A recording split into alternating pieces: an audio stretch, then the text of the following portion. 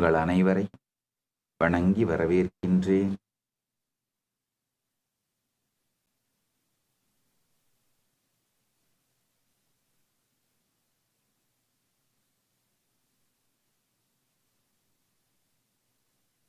திருவிளையாடற் புராணம்.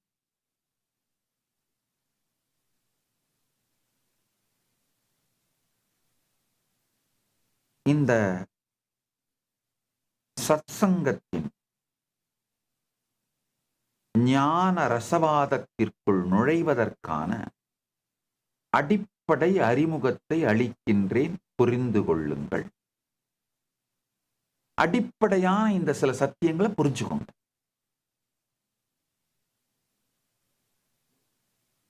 முதல்ல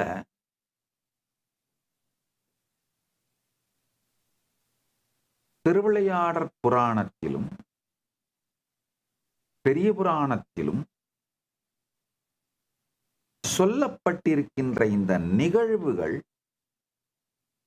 சத்தியத்தை அப்படியே டாக்குமெண்ட் பண்ணி வச்சிருக்காங்க. அதை முதல்ல புரிஞ்சுக்கோங்க. இங்க திருவிளையாடற் புராணமோ பெரிய புராணமோ ஸ்பிரிச்சுவல் பொயட்ரி கிடையாது, ஒரு ஆன்மீக கவிதை கிடையாது. கவிதை நடையில் சொல்லப்பட்டிருப்பதனாலேயே அதில் பொய் கலந்திருக்கும் என்று நமக்கு செய்யப்பட்டிருக்கின்ற மூளைச் செலவை திருவிளையாடற் புராணத்தின் முன்பாகவும் பெரிய புராணத்தின் முன்பாகவும் தோற்று போய் விடுகின்றது. அதை நல்லா புரிஞ்சுக்கோங்க. ஐயா,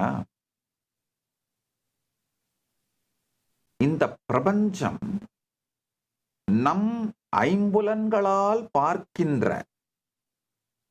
புரிந்து கொள்ளுகின்ற அந்த அளவோடு நின்று விடுகிறது என்று நினைத்தால் உங்களை போன்று ஒரு மிகப்பெரிய குறையறிவு உடையவர் வேற யாரும் இருக்க மாட்டாங்க. தயவு செய்து அந்த குறையறிவு மூளைச்சலவையை, அதுக்கு பகுத்தறிவுன்னு பெயர் வேறு கொடுத்து, இந்த குறையறிவு மூளைச்சலவையிலிருந்து உங்களை விடுபடுத்திக் கொள்ளுங்கள்.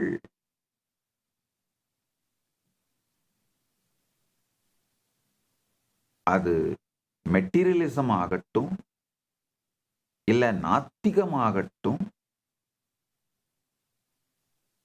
லோகாயதமாகட்டும். நல்லா புரிஞ்சுக்கோங்க. லோகாயதம் வேற, மெட்டீரியலிசம் வேற. வெஸ்டர்ன் மெட்டீரியலிசத்தை தான் மெட்டீரியலிசம்னு சொல்றேன். இந்த ஈஸ்டர்ன் மெட்டீரியலிசம் ஒண்ணு இருக்கு, அதுதான் லோகாயதம்.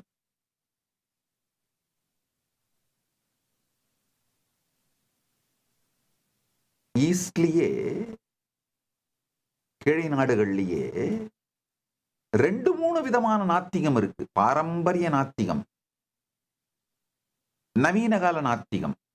இந்த நவீன கால நாத்திகம் மோரார்லெஸ் பார்த்தீங்கன்னா இந்து மதத்தை அழித்தாக வேண்டும், சனாதன இந்து தர்மத்தை அழித்தாக வேண்டும் என்கின்ற நோக்கத்தோடு செய்யப்படும் மூளைச்சலவை. அது அது நத்திங் பட் ஜஸ்ட் தீய சக்தி.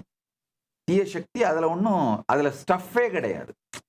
ஒரு டிபேட் பண்ணி, ஆர்கியூ பண்ணி, நேர்மையான ஒரு வாத பிரதிவாதங்கள் செய்து, வாக்கியார்த்த சதஸ் பண்ணி, அந்த மாதிரிலாம் செய்யறதுக்கெல்லாம் அங்க மெட்டீரியலே கிடையாது.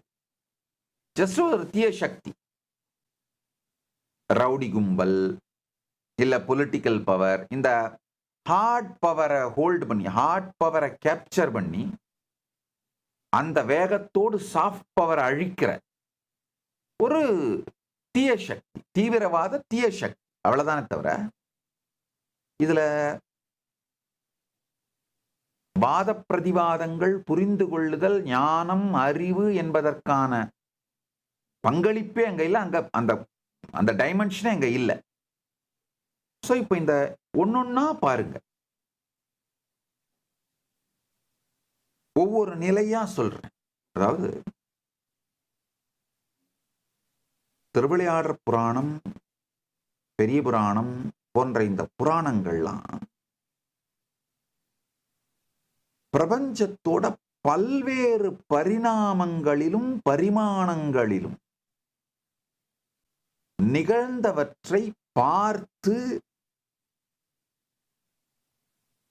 நமக்கு நேரடியாக சத்தியத்தை சத்தியத்தின்படியே அமைத்து தந்திருக்கிறார்கள்.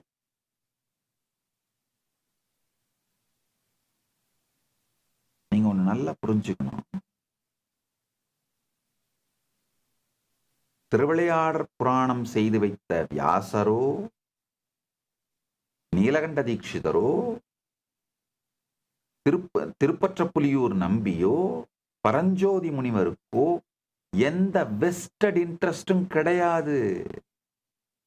அவங்கள மாதிரி ஒரு பியூர் கான்சியஸ்னஸ், அதாவது தனக்கு என்று எதையும் தேடிக்கொள்ள வேண்டிய அறிவை வைத்து விபச்சாரம் செய்து தனக்காக சுகங்களையோ பேர் புகழையோ வேறெந்த பெனிஃபிட்டையோ அடைஞ்சிக்க வேண்டிய தேவை இல்லை.